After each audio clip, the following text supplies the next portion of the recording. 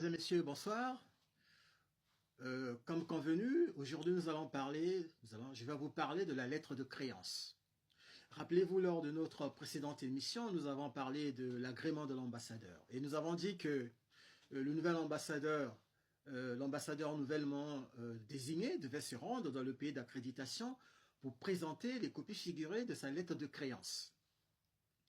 Une fois cette procédure terminée, l'ambassadeur, bien entendu, le ministère des Affaires étrangères de le pays d'accueil a déjà pris contact avec les services de la présidente de la République, du chef de l'État, pour caler un rendez-vous, pour proposer prendre un rendez-vous dans l'agenda présidentiel et évidemment fixer une date de la remise de la lettre de créance. Donc, en fait, qu'est-ce que c'est qu'une lettre de créance? La lettre de créance, c'est un acte d'authentification auprès de l'État d'accréditation. C'est un ensemble de pouvoirs de représentation dans le chef de mission diplomatique ou l'ambassadeur est investi par l'État accréditant. Elle demande ici au chef de l'État du pays d'accueil d'accorder créance. En d'autres termes, de croire en tout ce que le chef de mission diplomatique ou l'ambassadeur ainsi présenté pourra dire ou écrire au nom de son chef d'État ou au nom de son État. Mais quelle est la teneur, le contenu de cette lettre de créance? Eh bien, la forme de cette lettre de créance se présente de la façon suivante, à peu près. En tout cas, d'une manière générale. Ça se présente de cette façon-là. Monsieur le Président, désiré de maintenir et de développer davantage de bonnes relations qui existent heureusement entre nos deux pays, j'ai décidé d'accréditer auprès de votre Excellence, Monsieur Juste Makerowondo, ambassadeur diplomate, en qualité d'ambassadeur extraordinaire et plénipotentiaire.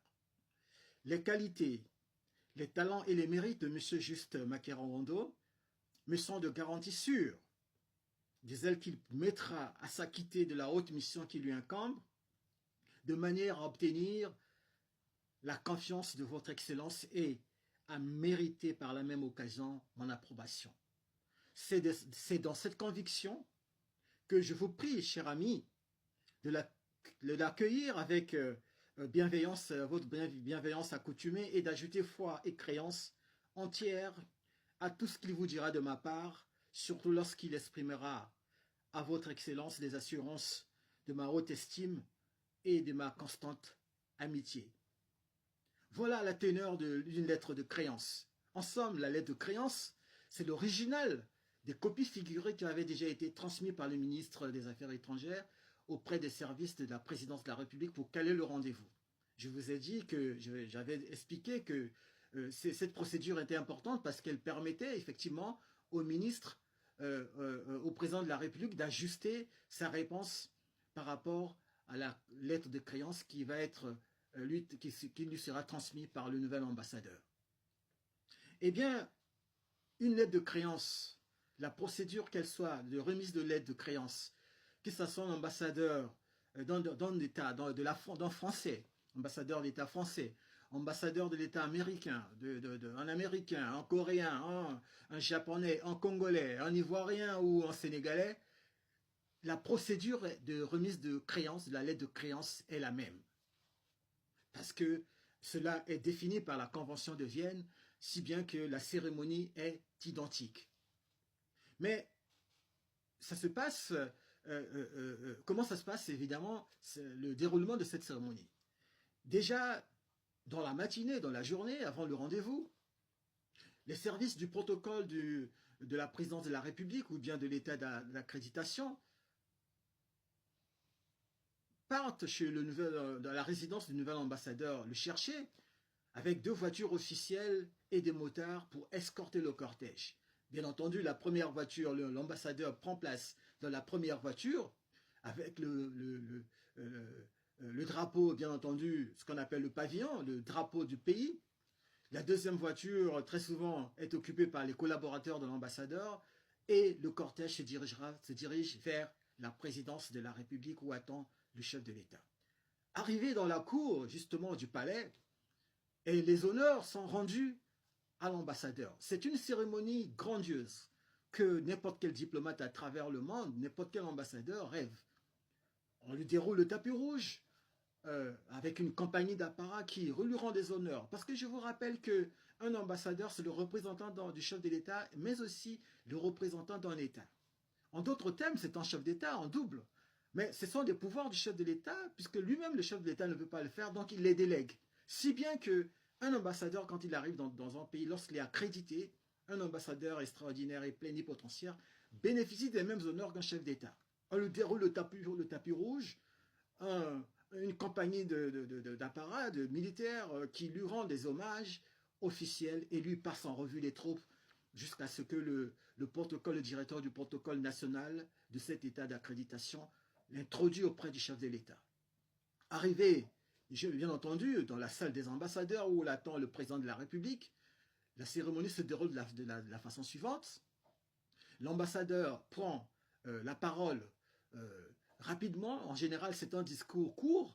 Il ne s'agit pas de parler de politique générale. Il s'agit juste de rappeler l'importance des relations qui existent entre les deux chefs d'État et surtout entre les deux États. De faire une petite histoire, à peu près l'historique des relations qui existent entre les deux États. Et une fois ce speech de nouvel ambassadeur terminé, le président, le chef de l'État prend la parole pour lui répondre, effectivement. En lui répondant, bien entendu, il était déjà au courant, comme je vous ai expliqué, qu'on lui avait déjà transmis les copies de la lettre de créance, donc il sait, c'était dans le but justement pour qu'il puisse ajuster sa réponse. C'est ainsi que le président de la République, le chef de l'État, répond à l'ambassadeur, en rappelant bien entendu l'importance des relations qui lient les deux pays, l'amitié qui existe entre les deux chefs d'État. Et une fois cela terminé, le président de la République fait la présentation de son cabinet, généralement le ministre des Affaires étrangères, son conseiller diplomatique, le secrétaire général du ministère des Affaires étrangères et même, très souvent, le responsable, le chef du cabinet militaire. Et de même, au nouvel ambassadeur de présenter son équipe et très souvent ses proches collaborateurs qui l'accompagnent dans sa mission de résidence dans le pays d'accréditation. Une fois terminé, c'est la fin de la cérémonie, le président regagne ses appartements et le protocole raccompagne l'ambassadeur dans sa voiture et à partir de ce moment-là, le nouvel ambassadeur peut prendre fonction, peut exercer ses fonctions diplomatiques. Parce que je vous ai expliqué, j'ai donné lors des précédentes émissions que un ambassadeur, c'est l'article 4 de la Convention de Vienne qui dit que un diplomate, un ambassadeur, chef de mission diplomatique est censé prendre ses activités, exercer ses activités diplomatiques dès lors qu'il a présenté ses lettres de créance. Donc, une fois cette cérémonie terminée, c'est la prise de fonction d'une manière officielle du nouvel ambassadeur qui peut désormais exercer ses pouvoirs de diplomate, ses pouvoirs d'ambassadeur dans ce pays d'accréditation. Et à partir de ce moment-là, il y a toute une formule, il y a des procédures qui existent. Il doit rencontrer le doyen du corps diplomatique pour s'imprégner, pour connaître les us et coutumes diplomatiques du pays d'accréditation.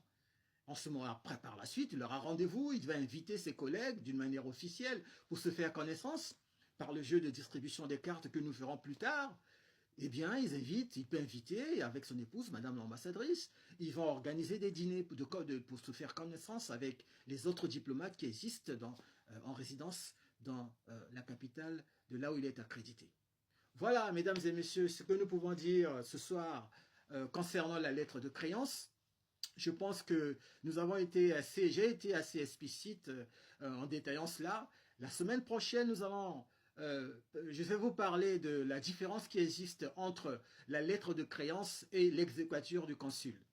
Vous savez qu'il y a aussi, le consul, c'est une fonction importante aussi dans la diplomatie. Eh bien, je vais vous faire la différence entre le chef de mission diplomatique, entre la lettre de créance du chef de mission diplomatique et l'exéquatur du consul. Voilà, mesdames et messieurs, si vous avez aimé cette vidéo, en tout cas, partagez-la massivement, mettez des petits cœurs pour d'encouragement comme d'habitude, et je serai toujours heureux de vous servir. Merci beaucoup, portez-vous bien et à bientôt.